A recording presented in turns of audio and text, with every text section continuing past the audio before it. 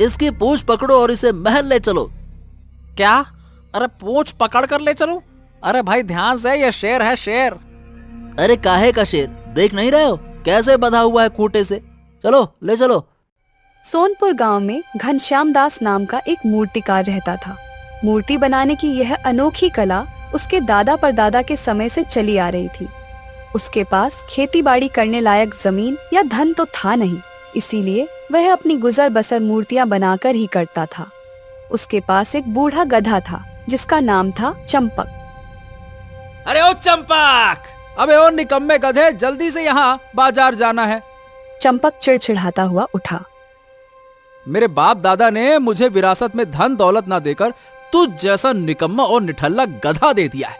अब खड़े खड़े मेरा मुंह क्या देखता है? चल इधर आ। अरे ये कैसा मालिक है, एक तो इतनी भारी भारी मूर्तियां बनाता है और मेरे ऊपर लाद देता है। ये भी नहीं सोचता कि मैं इन्हें इतनी दूर लेकर कैसे जाऊंगा। अरे रे, मेरी बूढ़ी कमर तो टूट ही जाती है। अबे गधे, क्या वहां खड़े खड़े अपना समय नष्ट करता रहेगा या फिर कुछ हाथ पैर भी चलाएगा? लगता है रात का खाना नहीं खाना है तुझे। हाँ हाँ हाँ हाँ, जैसे व्यंजनों की बरसात होगी रात को। अरे वही सूखी घास खा रहा हूँ पिछले 20 साल से।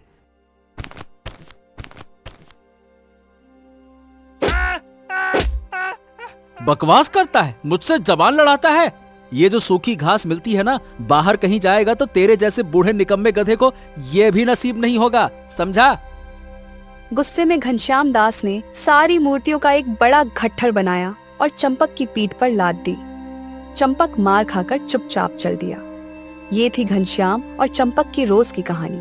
दोनों एक दूसरे से नफरत ही करते थे, बस मजबूरी थी कि किसी तरह साथ में गुजारा कर रहे थे।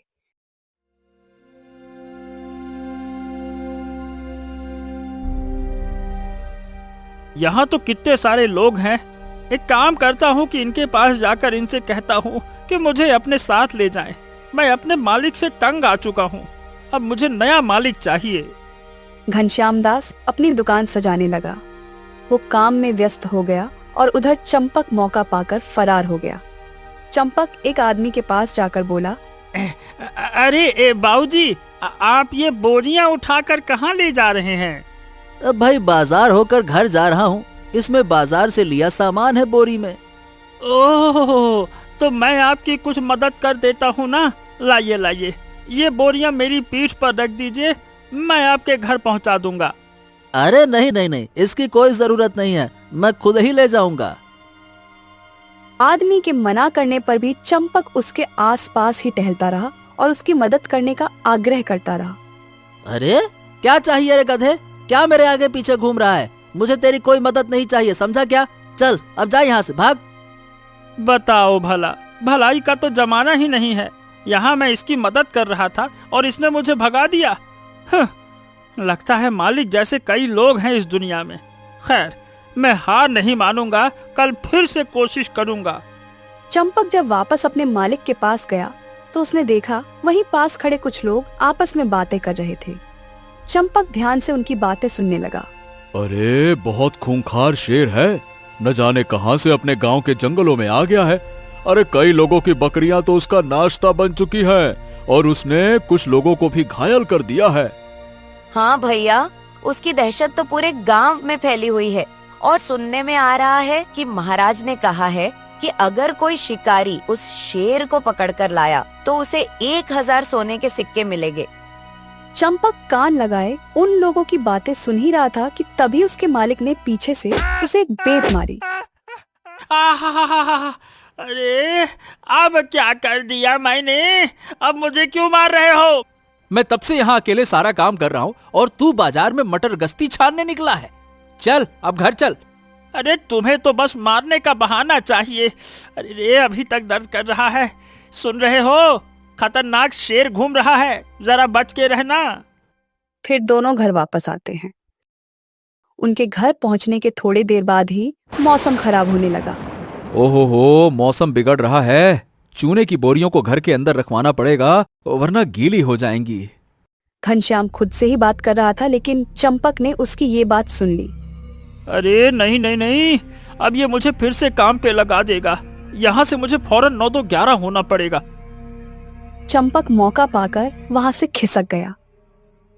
कतई निर्दयी आदमी है ये मालिक। दिन भर इतना काम करवाने के बाद अब फिर वो उम्मीद लगाए बैठा था कि मैं उसका काम करूं। खाने को देता है सूखी घास और सेवा ऐसे लेता है जैसे कहीं का महाराज हो। बड़ा आया कहीं का। अचानक से बहुत तेज बिजली कड़की और बरसात शुरू हो गई। आ जाएगा न मजा। आज मैं वापस घर तो जाऊंगा नहीं। उठाने दो आज इसको सारी की सारी बोरियां अपने दम पर। अब समझ आ जाएगा कि मैं कितना काम करता हूँ। हाँ, जल्दी से अपने सोने के लिए कोई अच्छी जगह ढूंढता हूँ। मगर तभी चंपक सोच में पड़ जाता है कि अब वो जाए कहाँ। ओहो, जंगल जाना तो अभी सही नहीं होगा। कहीं वो खूंखार शेर मुझे मिल गया तो लेने के देने पड़ जाएंगे। एक काम करता हूँ, यही गांव में ही कोई छिपने की जगह ढूंढता हूँ। चंपक एक खाली मैदान देखकर वहां पेड़ों के पीछे छुपकर सो गया और वहां कोई चंपक को ढूंढ भी नहीं पाता। लेकिन अब उधर घनश्याम दास की हालत खराब हो रही थी। ये निकम्मा कामचोर नालायक गधा पता नहीं किधर जाकर मर गया। अरे रे, ये बोरियां खींचते खींचते कहीं मेरी कमर की नसी न खींच जाए। अरे रे, लेकिन अब कर भी क्या सकता हूँ, और इन बोरियों को तो अंदर ले जाना ही पड़ेगा। घनश्याम ने कुछ बोरियां तो जैसे तैसे खींची, लेकिन उसका गुस्सा तो अब 7वें आसमान पर था। घनश्याम दास तेज बारिश में गुस्से से बिलबिलाता हुआ चंपक को ढूंढने निकल पड़ा। बारिश तेज होती जा रही थी और अंधेरा छाने लगा था। अब ऐसे में कुछ भी देख पाना भी मुश्किल था। इसी बीच वो खूंखार शेर, जिसकी हर तरफ चर्चा थी, वो घने जंगल से शिकार की तलाश में बाहर निकला। जंगल के सारे जानवर तो बरसात के कारण छुप गए हैं। इंसानों की बस्ती का भी जरूर वही हाल होगा। लगता है कि आज मुझे भूखे पेट ही सोना पड़ेगा। कल से कोई शिकार भी नहीं मिला है। अरे रे, आज तो बड़ी कमजोरी सी लग रही है। शेर थोड़ी देर तो घनघोर बारिश में यहाँ वहाँ भटकता है, लेकिन उसे कुछ भी नहीं मिलता। हाँ, अब तो मुझे जल्द से जल्द कोई जगह ढूंढनी पड़ेगी जहां मैं बरसात रुकने तक आराम कर सकूं। ऐसे भटकने के बाद तो और भी कमजोरी लग रही है। ऊपर से ऐसे अंधेरे में कौन आएगा बाहर। कोई इंसान तो क्या, चूहिया भी खाने को मिलेगी नहीं मुझे। शेर थोड़ी दूर और चला, फिर उसे एक छोटी सी झोपड़ी दिखाई दी जो खेत के बीचों बीच बनी थी। अरे वाह, यही है आज रात का बसेरा। क्या पता सुबह किसी खेत का मालिक ही यहाँ पे आ जाए, फिर उसी को अपना सुबह का नाश्ता बनाऊंगा। शेर जाकर झोपड़ी के अंदर बैठ गया, लेकिन उसे क्या पता था, उसका ये आराम ज्यादा देर का नहीं था। थोड़ी ही देर में शेर को गहरी नींद आ गई और वो सो गया। उधर चंपक को ढूंढता हुआ घनश्याम दास भी वहीं आ पहुंचा। अरे रे, इस बारिश में मुझे उस गधे को ढूंढना पड़ रहा है। आज मिल जाए तो मैं उसे इतना मारूंगा कि उसके फरिश्ते भी कांप उठेंगे। घनश्याम दास गुस्से में बड़बड़ा रहा था और तभी उसकी नजर सामने झोपड़ी में सो रहे किसी जानवर पर पड़ी। वो गुस्से में सीधा झोपड़ी में पहुंचा और एक जोरदार डंडा लगाया। ओह, अरे किसकी इतनी मजाल हुई कि मुझे मारे। अबे तेरे मालिक की, निकम्मे नामुराद गधे कहीं के, तुझे तो मैं आज छोड़ूंगा नहीं। घनश्याम दास ने ना आव देखा ना ताव और शेर पर छड़ियां बरसाने लगा।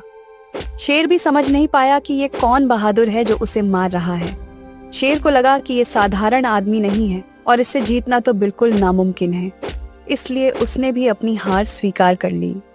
चल घर चल निकम्मे कहीं के, आज रात तो मैं तुझे सोने भी नहीं दूंगा और खाना भी नहीं दूंगा। चल। शेर इतनी मार खा चुका था कि अब वो भीगी बिल्ली बन गया था। न जाने उसे क्या हुआ, वो घनश्याम दास के बताए रास्ते पर चुपचाप चलने लगा। दोनों घर पहुंचे। चल अब सारी की सारी बोरियां खींचकर अंदर ले जा, मैं इन्हें नहीं उठाने वाला। ये सारा तेरा काम है, चल जल्दी कर। घनश्याम ने बैठकर शेर से सारा काम करवाया और फिर उसे खूंटे से बांध दिया। हाँ, अब यहाँ से कहीं गया ना तो फिर देखना, तेरी ऐसी सुताई करूंगा ना कि पिछवाड़ा लाल हो जाएगा। इतना कहकर घनश्याम दास सोने चला गया। शेर को भी लग रहा था कि ये कोई वीर है और इसका कहा न मानना मतलब सीधा मौत से टक्कर। वो चुपचाप वहीं पड़ा रहा और उसने हिलने की कोशिश भी नहीं की। सवेरा हुआ तो सारे गांव में हल्ला मच गया था। लोग दूर दूर से घनश्याम दास के घर में खूंटे से बंधे शेर को देखने आ रहे थे। ये का नजारा है भैया, कलयुग में ऐसा भी होता है क्या? मुझे तो लगता है कि ये घनश्याम दास बहुत बहादुर आदमी है भाई। इसने खूंखार शेर को अपने आंगन में ऐसे बांध रखा है जैसे कोई भेड़ बकरी हो। वीर है भैया, तभी तो। ये वही शेर है जिसने सबको परेशान कर रखा है, यहाँ भीगी बिल्ली की तरह बंधा पड़ा है। लोगों का शोर सुनकर घनश्याम दास बाहर आया। अभी वो कच्ची नींद में ही था, तभी उसकी नजर बाहर बंधे शेर पर पड़ी। बाप रे बाप, ये शेर मेरे घर में कहां से आया? अरे नहीं नहीं नहीं नहीं नहीं, हाँ, कहीं रात के अंधेरे के कारण धोखे से मैं इसे तो नहीं पकड़ लिया है। हे ऊपर वाले, ये क्या हो रहा है मेरे साथ? घनश्याम दास कुछ भी और कहता, इसके पहले ही उसके घर महल से सिपाही आ गए। क्यों, तुम ही हो घनश्याम दास? चलो, तुम्हें महाराज ने महल में बुलाया है। क्या, मुझे? पर काहे भैया, मैंने क्या कर दिया है? मैं तो एक मामूली सा गरीब आदमी हूँ, मुझे माफ कर दो।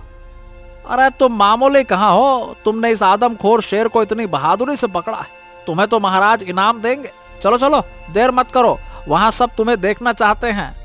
ये सुनकर घनश्याम दास की छाती और चौड़ी हो गई। वाह वाह वाह, क्या क्या सच में? लेकिन मगर फिर इस शेर का क्या होगा? क्या ये यहीं मेरे आंगन में खूंटे से बंधा रहेगा? अरे नहीं नहीं, इसे लेने तो अभी महल के कुछ खास शिकारी आएंगे। इसे महल में पालतू शेर की तरह रखा जाएगा, इससे महाराज की शान बढ़ेगी। तब तक इसे यहीं बंधा रहने दो, जब तक वो लोग आते नहीं। तुम हमारे साथ चलो।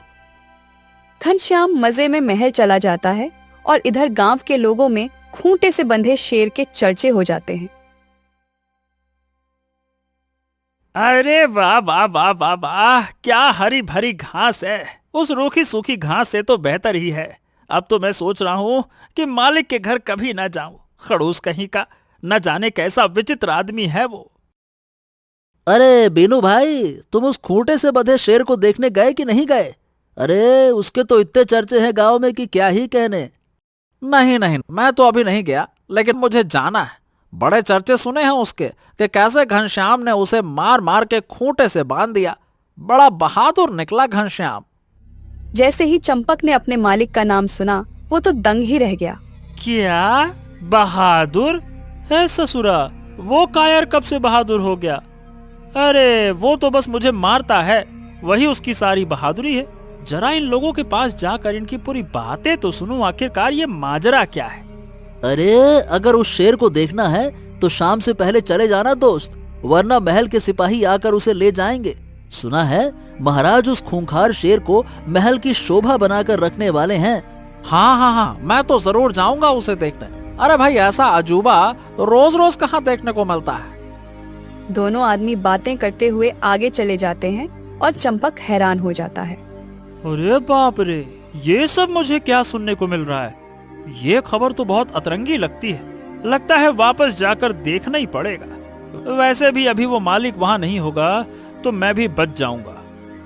चंपक अपने घर लौटता है और उसके सामने एक शेर ढेर हुआ उसके घर के दरवाजे पर लेटा था।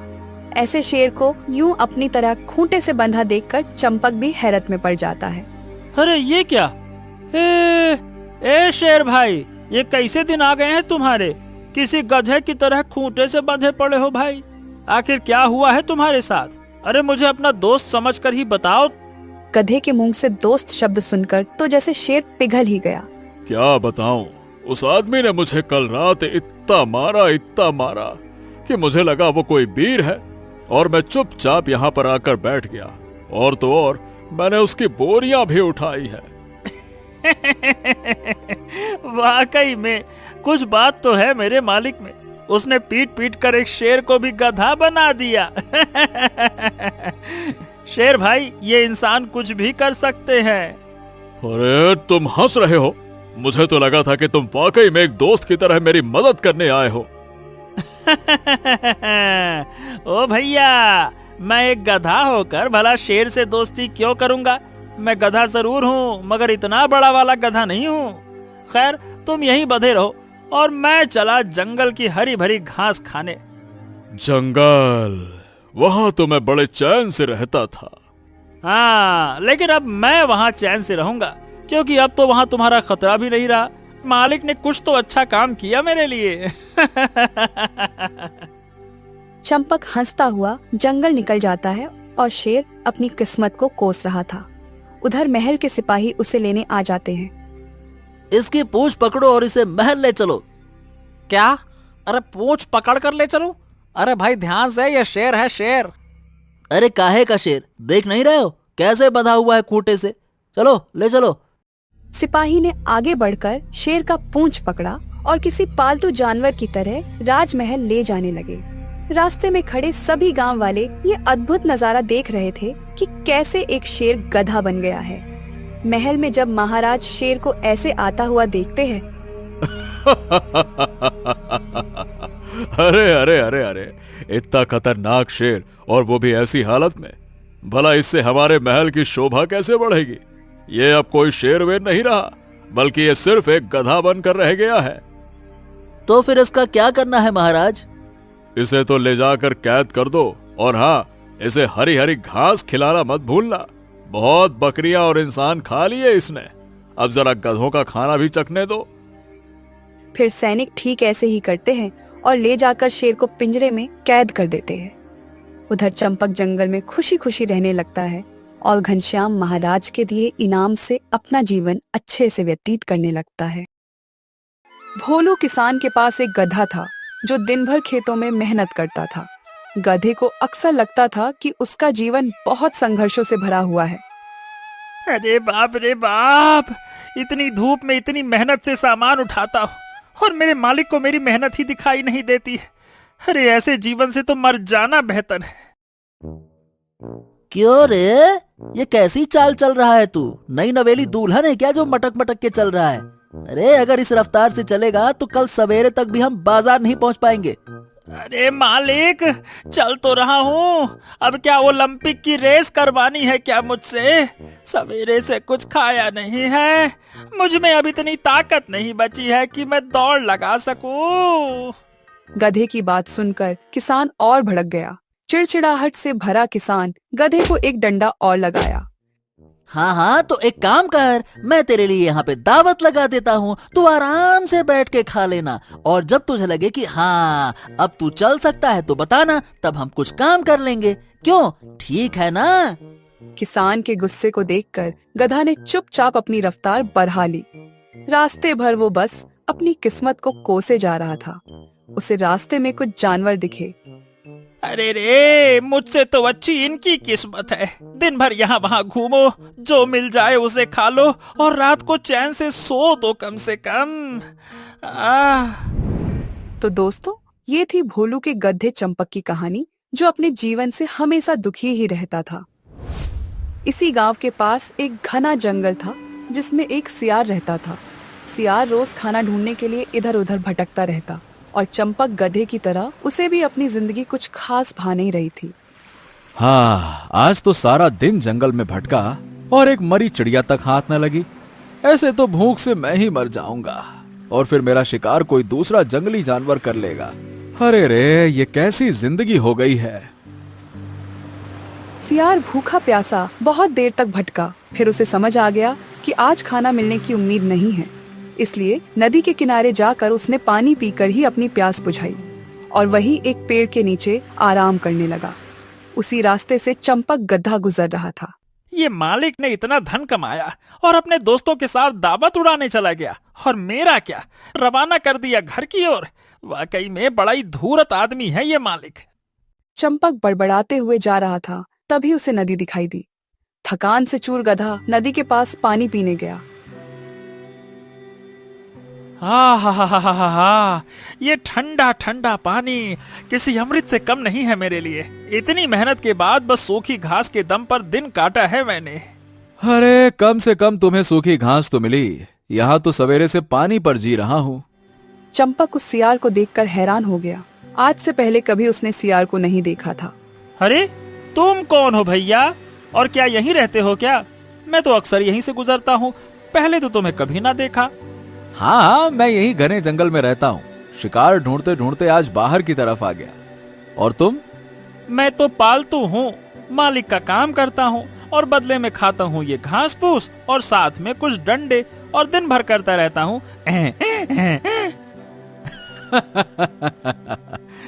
लेकिन तुम्हारा जीवन उतना भी कठिन नहीं है जितना मेरा है। मेरा जीवन तो हर पल एक युद्ध है, युद्ध। कभी इससे जान छुड़ाता हूँ तो कभी उसको पकड़ने के पीछे भागता हूँ। ये सुनकर गधा अपनी तकलीफें बताता है। अरे जाओ जाओ, यहाँ मुझे सारा दिन काम करना पड़ता है और आराम के नाम पे क्या मिलता है? कुछ ना। और तुम कहते हो मेरा जीवन कठिन है। ये सुनकर सियार भी अपनी परेशानी बताता है। और मुझे जंगल में हर समय डर बना रहता है, कभी शेर तो कभी शिकार। कम से कम तुम अपने मालिक के घर में सुरक्षित तो हो। हाँ, तो ऐसा सुरक्षित जीवन किस काम का जिसमें घुट घुट कर जीना पड़े? इससे अच्छा तो कोई आकर मेरा शिकार ही कर ले। अच्छा, तो तुम्हें इतना आसान लगता है जंगल में रहना? तो तुम मेरी जगह रहकर क्यों नहीं देख लेते? अरे तुम्हें अच्छे से समझ में आ जाएगा कि जंगल में सियार बनकर रहना कोई बच्चों का खेल नहीं है। गधा मैं हूँ, लेकिन मूर्खता भरी बातें तुम करते हो। भला ऐसा कैसे हो सकता है? भला मैं तुम्हारी जगह कैसे रह सकता हूँ? अरे आज तक मैंने ऐसा कुछ होते हुए देखा ना है और ना ही सुना है। अरे ज्यादा है ना करो, ऐसा हो सकता है। मुझे एक तरीका मालूम है। तुम बस इतना बताओ कि तुम राजी हो या नहीं, तभी मैं तुम्हें कुछ आगे बताऊंगा। सियार की बात सुन के चंपक गधा सोच में पड़ जाता है। चलो ठीक है, मुझे मंजूर है। मैं भी अब इस जीवन से तंग आ चुका हूँ। तुम मुझे बताओ कैसे होगा ये सब? हम कैसे अपने रूप की अदला बदली कर सकते हैं? मैं एक सुनहरे हिरण को जानता हूँ। जंगल में सब उसकी शक्तियों के बारे में जानते हैं। वो जिसे चाहे उसे मनचाहा रूप दे सकता है। चलो हम उसके पास चलकर अपनी इच्छा रखते हैं। हाँ, उसके बारे में सुना तो मैंने भी है, लेकिन मैंने सुना है कि वो कुछ लेकर बदले के रूप में बदलता है। तो फिर हम उसे देंगे क्या? अब ये तुम बताओ, कुछ कीमती है क्या तुम्हारे पास? अब मैं तो जंगल में रहने वाला मामूली सा सियार हूँ। हाँ, तो मैं कौन सा महलों में रहने वाला राजकुमार हूँ? मैं भी तो मामूली गधा हूँ। मगर तुम इंसानों के घर में रहते हो ना, वहां कुछ तो कीमती मिलेगा ना, कुछ ऐसा जो हम हिरण को दे सकें। चंपक सोच विचार करता है और सियार से कहता है, चलो ठीक है, मैं अभी घर जा रहा हूँ। कल सुबह मैं तुमसे फिर से यहीं मिलूंगा। तब मैं कुछ न कुछ लेकर जरूर आऊंगा। वैसे तुम्हारा नाम क्या है? मेरा नाम कालू है। चंपक कालू से विदा लेता है और वापस घर चला जाता है। देर रात तक वो सोचता रहता है कि आखिर वो हिरन को क्या देगा। तभी उसे कुछ याद आया। जल्दी से चंपक अपने मालिक के अनाज गोदाम में गया। यहीं कहीं तो रखी थी मालिक ने। कहाँ गई? चंपक बहुत देर तक कुछ तलाशता रहा। फिर उसे आखिरकार वो चीज मिल ही गई जो वो ढूंढ रहा था। वो चीज थी चंपक की माँ की सोने की घंटी। हाँ, ये घंटी मेरी माँ की थी। वो इसे हमेशा अपने गले में पहनती थी और मालिक के पिता ने उन्हें पहनाई थी। ये मालिक तो अपने पिता जैसा बिल्कुल भी ना है। वो तो हमारी माँ से बहुत ही प्यार करते थे। खैर, मैं ये घंटी ही सुनहरी हिरण को दे दूंगा। वैसे भी ये तो मेरी माँ की ही चीज है, तो ये तो कोई चोरी की चीज हुई ना। चंपक ने अपने आप को कुछ बातें समझाई और फिर घंटी लेकर वापस जाने लगा। अरे नहीं, कहीं मालिक ना उठ जाए। मुझे और भी सावधानी से काम करना होगा। चंपक दबे पांव वहां से निकला और जाकर सो गया। अगले दिन वो जल्दी ही जंगल जा पहुंचा। अरे आओ चंपक भाई, आओ। क्या लाए हो हिरण को देने के लिए? कुछ लाए भी हो या फिर नहीं? चंपक ने कालू को घंटी दिखाई और सारी कहानी भी बताई। अरे अगर ये तुम्हारी माँ की घंटी है तो फिर तुम्हें तो इससे बहुत लगाव होगा ना, तुम फिर इसे क्यों दे रहे हो? अरे कोई बात नहीं दोस्त, मैं अभी जो जीवन जी रहा हूँ ना, उससे बस मुझे छुटकारा चाहिए। और मेरी माँ भी होती तो यही चाहती। चलो अब देर नहीं करते हैं, चलते हैं। चंपक और कालू दोनों हिरन के पास जा पहुंचे और उसे सोने की घंटी थमा दी। हिरन ने भी घंटी स्वीकार कर ली। तो चलो अब जल्दी से हमारा रूप बदल दो। आपकी हमारे ऊपर बहुत ही कृपा होगी। हमसे अब रहा नहीं जाता। ये जीवन हमें अच्छा नहीं लगता। हाँ ठीक है। मगर हमेशा हमेशा के लिए तुम्हारा रूप बदलने से पहले मैं एक दिन के लिए तुम्हारा रूप बदलूंगा। अगर तुम दोनों को लगा कि रूप बदलने में ही तुम्हारी खुशी है, तो फिर मैं तुम्हारा रूप हमेशा हमेशा के लिए बदल दूंगा। हाँ हाँ ठीक है, मुझे इसमें कोई बुराई नजर नहीं आती। क्यों चंपक? हाँ हाँ बिल्कुल बिल्कुल मंजूर है मुझे। दोनों की सहमति के बाद हिरन ने अपना हाथ आगे किया और चंपक गधा कालू सियार के रूप में आ गया और कालू सियार चंपक गधे के रूप में। अरे वाह, ये तो सच में चमत्कार हो गया। हाँ हाँ मैं तो बहुत खुश हूँ। अरे ये रूप तो बहुत ही अच्छा है। तुमने तो सच में कमाल ही कर दिया हिरन। अरे जाओ, जाकर अपने 24 घंटे बिताओ और फिर आकर मुझे बताना कि तुम्हें कैसा लगा।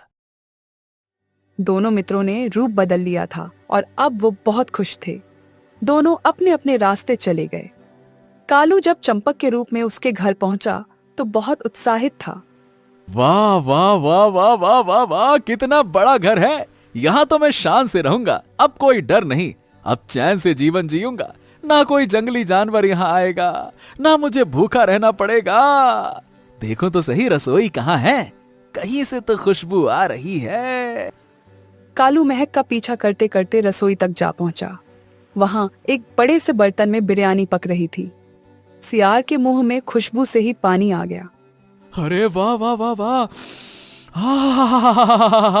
क्या महक है। ऐसी महक तो मैं जीवन में कभी सूंघी नहीं। लगता है स्वाद तो जन्नती होगा। जरा चक्कर तो देखूं। जैसे ही सियार ने रसोई में कदम बढ़ाए, पीछे से किसान की पत्नी आ गई। निकम्मे गधे, काम का ना काज का, दुश्मन अनाज का। तेरी हिम्मत थी कैसे हुई मेरे रसोई में घुसने की? किसान की पत्नी ने बेलन से मार मार कर सियार का भरता बना दिया। बिलबिलाता हुआ सियार रसोई से भाग खड़ा हुआ। बाप रे बाप, ये कितनी खतरनाक औरत है। किसी जंगली जानवर से कम नहीं है। कितनी जोर से मारा मुझे। अरे रे रे रे रे रे रे रे। उधर बड़बड़ाती हुई किसान की पत्नी ने बाहर आकर सियार को धमकी दी। अगर दोबारा मेरे घर के अंदर कदम भी रखा ना तो तेरी टांगे तोड़ दूंगी, समझा? बेवकूफ गधा कहीं का। कालू अभी एक जख्म से उभरा भी नहीं था कि उधर से किसान ने आकर उसे जोरदार फटकार लगाई। क्या बात है? ये सुस्ताने का समय तो नहीं है। फिर तो यहाँ आराम क्यों फरमा रहा है रे? मालिक मैं। अबे ये बकरी की तरह मैं मत कर। उठ और काम पे लग। आज बहुत काम है। बाजार में आज मेला लगा है। अनाज की 50 बोरियां पहुंचाने में मेरी मदद कर। अरे चल चल जल्दी कर। 50 बोरियां? ये तो बहुत ज्यादा है मालिक। अच्छा, तो क्या तू मेरे घर में मुफ्त में खाना खाने के लिए पल रहा है? चल जल्दी से उठ और काम पर लग जा, वरना मुझसे बुरा कोई नहीं होगा। किसान का गुस्सा देखकर सियार जल्दी से काम पर लग गया। उधर दूसरी तरफ चंपक जंगल में खुद को किसी राजा से कम नहीं समझ रहा था। जंगल जंगल बात चली है, पता चला है। अरे चड्ढी पहन के फूल खिला है। वाह वाह वाह वाह वाह, मैं तो बहुत ही आजादी महसूस कर रहा हूँ। अरे आज तो मुझे कोई काम नहीं करना पड़ेगा, कोई चिक चिक नहीं, बस चैन ही चैन है। वाह वाह वाह वाह, ये है आजादी की हवा। जंगल जंगल बात चली है। चंपक अपनी मस्तानी चाल चलते हुए कब रास्ता भटक गया ये उसे पता ही नहीं चला। गलती से वो जंगल के राजा शेर खान की गुफा के नजदीक जा पहुंचा। अरे नहीं नहीं नहीं, ये गुफा तो किसी शेर की मालूम होती है। बाहर कुछ जानवरों की हड्डियां भी पड़ी है। बाप रे, मुझे यहाँ से जल्दी से भागना होगा। चंपक को जब तक ये एहसास हुआ कि उसने गलती कर दी, तब तक शेर खान ने उसकी खुशबू सूंघ ली और गुफा से बाहर आ गया। शेर खान को देखकर तो चंपक की बची कुची सांसें भी रुक गई। अरे वाह, मैं तो सोच ही रहा था कि आज दोपहर के खाने में क्या खाऊंगा। यहाँ तो खाना खुद चलकर मेरे पास आ गया। हाँ। फिर क्या था, चंपक ने न आव देखा न ताव और अपनी सारी जान लगाकर दौड़ पड़ा। शेर ने भी आखिरी दम तक उसका पीछा किया, लेकिन चंपक झाड़ियों में जाकर छुप गया। कुछ देर बाद शेर खान निराश होकर वापस चला गया। अरे आज तो जान से गया था बेटा चंपक, बाल बाल बचे, जान बची तो लागू पाए। चंपक ने अभी चैन की सांस ली ही थी कि तभी उसे गोली चलने की आवाज सुनाई। चंपक के दिल की धड़कन तो जैसे रुक ही गई। अरे ये कैसी आवाज थी? कहीं कोई शिकारी तो नहीं? चंपक ने अभी शेर खान से अपनी जान बचाई और अब वो शिकारी के डर से सीधा नदी में छलांग लगा देता है। वैसे तो उसे तैरना नहीं आता था, लेकिन सियार के शरीर में होने के कारण वो पानी के अंदर सांस रोककर काफी देर तक खड़ा रहा। नदी के बाहर शिकारी टहलता रहा, मगर उसे कोई भी नहीं मिला। ओहो, मुझे यहाँ सियार दिखाई तो दिया था, लेकिन आज भी वो हाथ से निकल गया। हाँ, अगली बार बचकर नहीं जा पाएगा वो सियार का बच्चा, मार दूंगा उसको मैं। शिकारी के जाने के बाद चंपक नदी से बाहर आता है। अरे नहीं, ये जंगल तो बहुत ही खतरनाक है। यहाँ तो एक दिन भी रहना खतरे से खाली नहीं है। आगे कुआं पीछे खाई, किसी तरह छुपते छुपाते आज की रात काट लो, कल सुबह होते ही मैं यहाँ से निकल जाऊंगा। चंपक घनी झाड़ियों में छिपकर जैसे तैसे रात बिताई और जैसे ही सुबह हुई, चंपक और कालू दोनों भागे भागे एक दूसरे के पास जा पहुँचे। क्यों, तुम्हारी हालत कुछ ठीक ना लग रही? क्या हो गया? जंगल के राजा नहीं बन पाए क्या? तुम तो जंगल में बहुत मजे करने वाले थे। मेरी छोड़ो, तुम बताओ अपनी। कैसी रही मालिक के घर की सैर? मालिक और उनकी पत्नी ने तुम्हारी खातिरदारी की या नहीं की? दोनों की शक्लों पर उनके साथ आपबीती साफ दिखाई दे रही थी। फिर उन्होंने खुद ही सच बोलना शुरू कर दिया। अरे चंपक भाई, वो घर नहीं, जहन्नुम है जहन्नुम। न दाना मिले न पानी, ऊपर से मार खाओ दनादन। मैं वहाँ एक पल नहीं रुक पाया, इसीलिए भाग कर आ गया भाई। जैसे तैसे मैंने रात काटी है बस। हाँ, तो ये जंगल भी कौन सा राजमहल है? ये भी तो जीता जाता पाताल लोक ही है। कब बुलावा आ जाए किसे पता। कभी शेर पीछे पड़ जाता है तो कभी शिकारी। भाग भाग कर मेरी तो हालत खराब हो गई। बहस के बाद कुछ देर तो चंपक और कालू दोनों मौन रहे। फिर कालू सियार ने चुप्पी तोड़ते हुए कहा, तो फिर अब क्या करें? बताओ, क्या फैसला किया है? अब करना क्या है? फैसला यही है, जंगल तुम्हारे लिए ठीक है भैया। मुझे वहाँ लगभग शेर का नाश्ता बनना पड़ गया था और एक शिकारी की गोलियां मुझे भूनने ही वाली थी। ना बाबा ना, मैं तो जंगल में ना रहने वाला। और तुम्हारे लिए तुम्हारा घर ही ठीक है। तुम्हारे मालिक की पत्नी ने क्या तो जोर से मारा था। अरे रे रे रे, मेरा शरीर तो अभी तक दर्द कर रहा है। चंपक और कालू दोनों वापस सुनहरे हिरण के पास गए। हिरण उन्हें देखकर हंसने लगा। क्या हुआ दोस्तों, लगता है तुम्हें तुम्हारा सबक मिल गया। हाँ हिरण भाई, अब हमें वापस से पहले जैसा कर दो। आपकी बड़ी कृपा होगी हम पर। ठीक है, जैसी तुम्हारी इच्छा।